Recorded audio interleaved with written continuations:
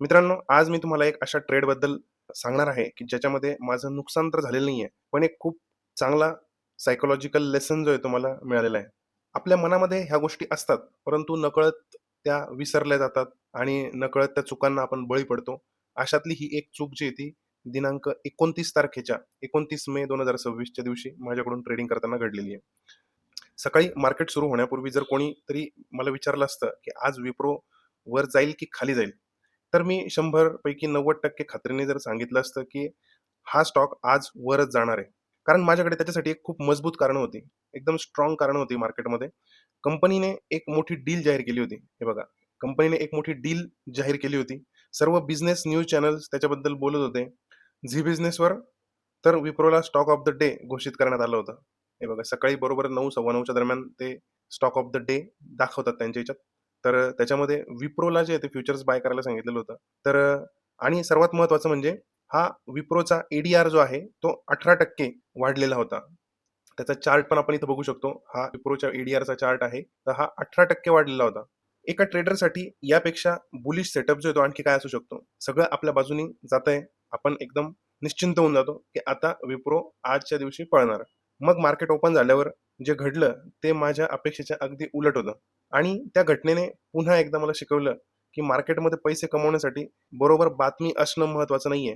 तर बरोबर price action सुद्धा तुम्हाला समजली पाहिजे, ती वाचता आली पाहिजे. आजचा हा अनुभव मी तुमच्यासोबत शेअर करणार आहे. कारण की मला खात्री आहे, की प्रत्येक ट्रेडर कधी ना कधी अशाच सापळ्यामध्ये, ट्रॅपमध्ये अडकून जातो. सकाळी मार्केट सुरू होण्यापूर्वी मी माझी नेहमीची तयारी करत होतो. तेव्हा विप्रोची बातमी समोर आली. कंपनीने नवीन डील केली होती. ती डील काय आहे, काय नाही, आपण त्याच्या मागे जात नाही. तो विषयच नाही या व्हिडिओचा. आणि त्याचा फायदा भविष्यातील व्यवसायाला होऊ शकतो अशी चर्चा होती. टीव्ही चॅनल्सवर एकच चर्चा होती. विप्रोमध्ये आज मोठी बुलिश रॅली जी आहे ती दिसू शकते. जेव्हा एडीआर 18% वाढलेला दिसलाय, तेव्हा माझा बुलिश व्ह्यू आणखीन मजबूत झाला. मग एवढा बुलिश चार्ट असल्यावर आपण विप्रोमध्ये बुलिश ट्रेडच घेणार. तर इथे एक महत्त्वाची गोष्ट आहे, आपण सर्वजण माणसं आहोत. जेव्हा आपल्याला एकाच दिशेने 4-5 पॉझिटिव्ह गोष्टी दिसतात, तेव्हा आपला मेंदू आपोआप एक स्टोरी तयार करत असतो. माझ्या मनात सुद्धा एक अशी स्टोरी जी आहे ती तयार झाली होती. आज विप्रो कमीत कमी हा 18% गेलाय ना, तर 8 ते 10% तर इंडियन मार्केटमध्ये जाऊच शकतो. ही कल्पना माझ्या मनात इतकी घट्ट बसली होती, की मी मार्केट सुरू होण्यापूर्वीच एक प्रकारे निकाल जाहीर करून टाकला होता, की आज हा 8 ते 10% जाणार. त्याच्यानंतर काय आलं, मार्केट जे आहे ते सुरू झालं. विप्रो जवळपास 4.5% गॅप अपने उघडला. हे तर आपल्याला प्री मार्केटमध्ये समजून जातंय. गॅप अप उघडला. सुरुवातीला सर्व काही माझ्या अपेक्षेप्रमाणे वाटत होतं प्री ओपनिंग सेशनमध्ये. परंतु त्याच्यानंतर काही मिनिटातच एक गोष्ट घडायला लागली. खरेदीदारांकडून म्हणजे बायर्सकडून जी एक त्याला वरती घेऊन जाण्याची ताकद पाहिजे, तर ती ताकद तिथं नव्हती. सेलर्स तिथे डॉमिनेट झाले. इतके डॉमिनेट झाले, की त्यांनी जो ओपन जो होता, तोच ओपन त्यांनी हाय बनवला. त्याच्यानंतर त्या हायच्या वरती किंवा त्या ओपनच्या वरती प्राइस 1 मिनिट सुद्धा स्थिरावली नाही. तर स्टॉक सतत वर जाण्याच्या ऐवजी खाली यायला लागला. मी ट्रेड घ्यायचा होता म्हणून कुठलीच घाई केली नाही. कारण की अशा पद्धतीने बऱ्याचदा ट्रेड जे ते फसलेले त्याच्यामुळे मी लगेच घाई नाही केली कुठलीच. थोडं खाली आल्यावर जेव्हा प्राइस थोडीशी स्थिर वाटते, तर अशा वेळेला मी एक पुट सेलचा ट्रेड जो आहे तो घेतला आणि अगदी एक 50 पैशाचं प्रॉफिट जे आहे, घेऊन मी ते बाहेर पडलो. 50 पैशाचं प्रॉफिट म्हणजे एक चांगलं प्रॉफिट जे ते दिसत होतं मला. तर तो ट्रेड जो आहे तो पॉझिटिव्हमध्ये निघाला. पण याच्यानंतर तो परत खाली पडला आणि मनामध्ये ती कल्पना होतीच, की आता परत इथून मार्केट जे आहे ते परत वरती जाणारच.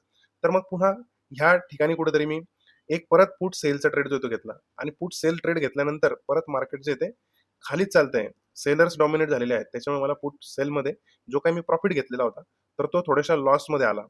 एक वेळ अशी झाली, तो प्रॉफिट जो आहे सकाळचा, तर तो प्रॉफिट जो आहे तो पूर्ण शून्य झाला होता. परंतु नंतर परत मार्केट जेव्हा थोडंसं वर गेलं, तेव्हा मी तो एक अगदी थोड्याशा लॉसवर जो आहे तो बुक करून टाकला. म्हणजे माझं सकाळचं प्रॉफिट जे आहे ते थोडंसं कमी झालं, परंतु पूर्ण लॉस काही झाला नाही किंवा शून्य काही झालं नाही. तर मग त्यावेळेला मी ही एक जी कंडिशन आहे ती बघितली. 15 मिनिटांची पहिली कॅन्डल जी ती पूर्ण झालेली होती. मी चार्टकडे पाहिलं, तिथे एक खूप महत्त्वाची गोष्ट दिसत होती, ओपन इज इक्वल टू हाय. म्हणजे ज्या स्टॉकच्या किमतीला उघडला होता, त्याच किमतीजवळ त्याने दिवसातील सुरुवातीचा हाय जो आहे तो बनवलेला होता. साध्या भाषेत सांगायचं झालं तर मार्केट ओपन होताच सेलर्स जे आहेत ते एकदम ॲक्टिव्ह झाले होते, अग्रेसिव्ह झाले होते आणि बायर्स जे आहे, त्यांनी त्याच्यामध्ये कधीच डॉमिनंट केलं नाही त्या सगळ्या मोमेंटमध्ये. तर हा प्राइस ॲक्शनचा एकदम महत्त्वाचा संदेश जो आहे तो होता याच्यामध्ये आणि तो मला जो आहे तो दिसत पण होता. पण तुम्ही आपलं जे कन्फर्मेशन बायस असतं, बुलिश बायस होतं, त्याच्यामुळे मी तो एकदम दुर्लक्षित केला. तो पाहिला होता, पण त्याला स्वीकारायची माझी मानसिकता तयार नाही झाली त्यावेळेला. म्हणून मी तो सेकंड ट्रेड घेतला आणि त्याच्यानंतर परत मी लॉस काही झालाच नाही. परत मी ह्या ठिकाणी ह्या कुठल्यातरी लेव्हलला परत एकदा मी त्याच्यामध्ये पुट सेल केली.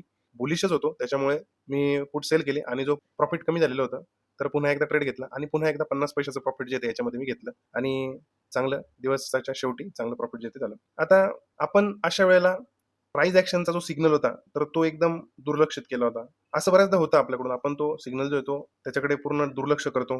कारण की आपल्या मनामध्ये आधीपासून एक बायस तयार झालेला असतो. कन्फर्मेशन बायस, बुलिश बायस खूप मजबूत झालेला असतो. आपल्या मनावर त्यांनी पकड बसवलेली असते आणि त्याच्यासाठी कारणं पण एकदम स्ट्राँग असतात. ADRमध्ये 18% तो विप्रो वर होता. न्यूज एकदम पॉझिटिव्ह होती. चॅनल्स एकदम बुलिश सांगत होते. या बऱ्याचशा गोष्टी असतात आणि एकदम बॉटम बनवून तो आता वरती चाललाय म्हणजे बुलिश ट्रेंडमध्ये आहे. अशा वेळेला आपण जो आहे तो बुलिश ट्रेंडनी त्याच्यावर ट्रेडिंग करण्याचा प्रयत्न करतो. परंतु हा खाली जाऊ कसा शकतो हे आपल्याला विश्वासच बसत नाही. त्याच्यामुळे आपण बाय साइडचेच ट्रेड घेतो. मी पुट सेल केली होती. ऑप्शन तर बाय मी करत नाही. पण अनेकदा चार्टवर दिसणाऱ्या वास्तवापेक्षा आपल्याला आपलं जे मत तयार झालेलं असतं त्याच्यावर जास्त विश्वास असतो आणि ही ट्रेडिंगमधली एक सर्वात मोठी चूक असते. तर ती आज आपल्याला दिसली. काही वेळातच संपूर्ण मार्केटमध्ये जे एकदम बिअरिशनेस यायला लागला. अजून काही दुसरं कारण घडलं असेल त्याच्यामुळे FIIची सेलिंग झाली जास्त. आणखी काही निगेटिव्ह न्यूज आली असेल कदाचित.